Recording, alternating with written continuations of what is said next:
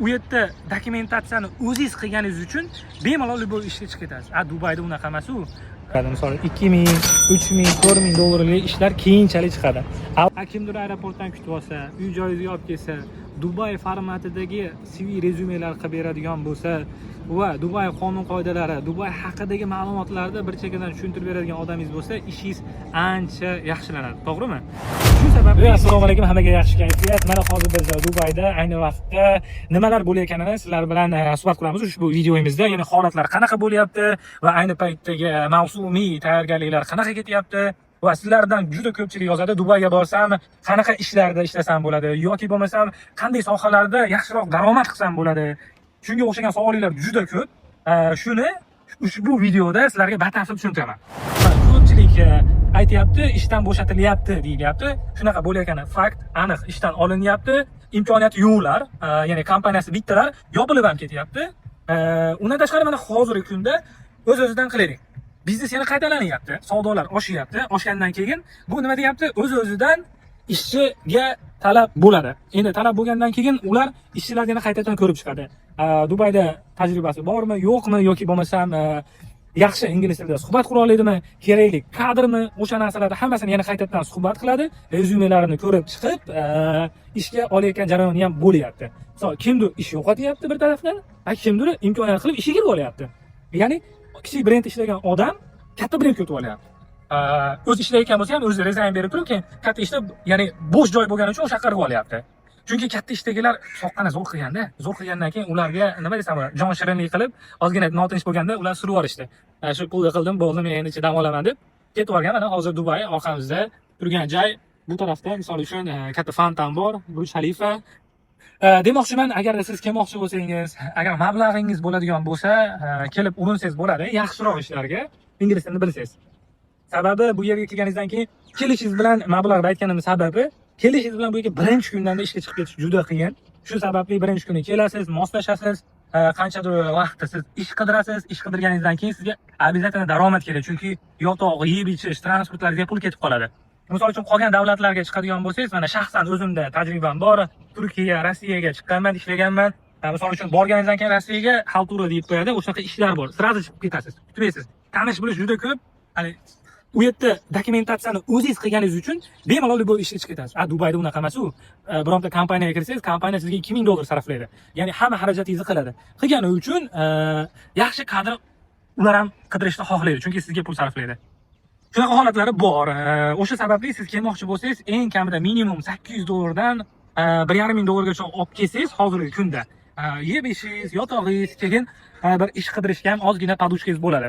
Unaqa bo'lgandan keyin sal ishlarda nima deydi, imkoniyatingizga qarab turib, summangizga qarab turib tanlashingiz mumkin. Ya'ni qandandir 1000 dollar chiqishi mumkin, qandandir 1,5 dollar chiqishi mumkin. Keyin bitta fakt aytdi, ko'pchilik aytadi, borsam Dubayda pul ko'p deb. Pul bor, yo'q emas. Lekin puli borlarga bor Dubay. Lekin pulingiz, imkoniyatingiz kam bo'lsa, o'ta pastki qavatdan chiqasiz. Chunki sababi sizdan tajriba so'raydi, yo pulingizni so'raydi. Ya'ni pul so'raydi deganim, misol uchun bironta biznesga pul tikasiz, o'sha biznesingiz rivojlanadi. Yana aytib o'taylik, bunga kelganingizdan keyin shu где-то bir 6 oy ichida 800-1,5 dollar atrofidagi ishlar chiqadigan bo'lsa, ushlash kerak. Shunda karyera qilasiz. Karyera qilganingizdan keyin undan keyin eshiklar ochiladi. Masalan, 2000, 3000, 4000 dollarlik ishlar keyinchalik chiqadi. Avval tajriba, keyin pul. Bu yerda ko'proq hali diplom nimalar emas, ko'proq tajribaga tayanishadi. Ular ham bo'lsa, u plus. Lekin asosan Dubayda tajribasiga misol uchun tayanishadi. Mana hozir ko'ryapsizlarmi, bu tarafda misol bu yo'lda hech kim yo'q gapirishim uchun, lekin mana odamlar atrofida bir ko'rsatib qo'ying.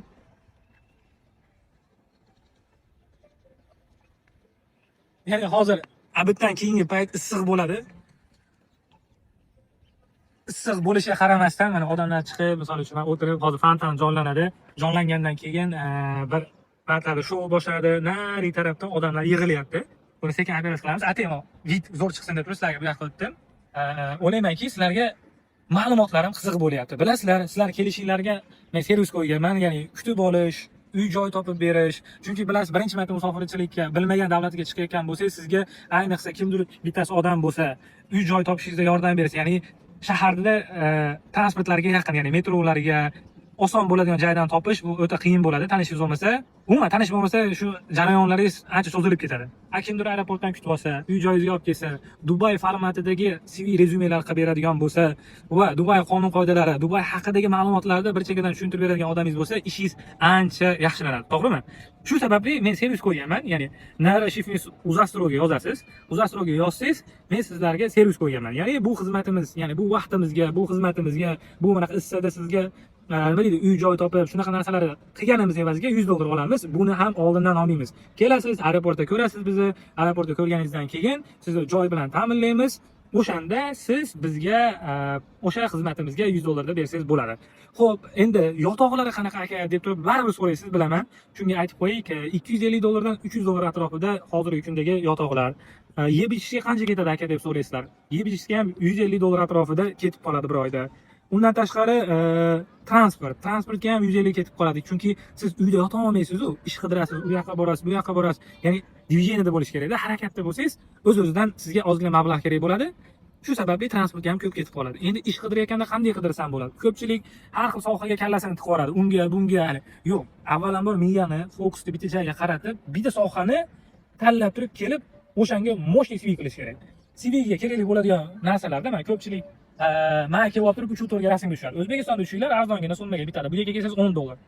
O'zbekistonda misol uchun 3-4 elektronniy variantini olib kelsangiz, vizaga ham kerak bo'ladi, keyinchalik viza ochilayotganda. Undan tashqari CV-ga ham chiroyli bir rasm bo'ladi. Endi CV-da O'zbekistonda turib qilsam bo'lmaydimi desangiz, bo'lmaydi. Chunki O'zbekistonda nomerini qo'ysangiz, bu yerda kompaniyalar telefon qilmaydi. Shu sababli kelasiz, bu yerga kelganingizdan keyin emailingizz, telefon raqamlari Dubaydagi bo'lishi kerak. O'sha narsalarni biz sizga yasab beramiz. Agar qiziq bo'lgan bo'lsa, bitta like, chunki bu videomizni ommaga yana ham tarqalishida yordam bo'ladi. Agar hali ham kanalimga obuna bo'lmagan bo'lsangiz, obuna qo'ying. Kelasi videolarda ko'rishguncha, xayr.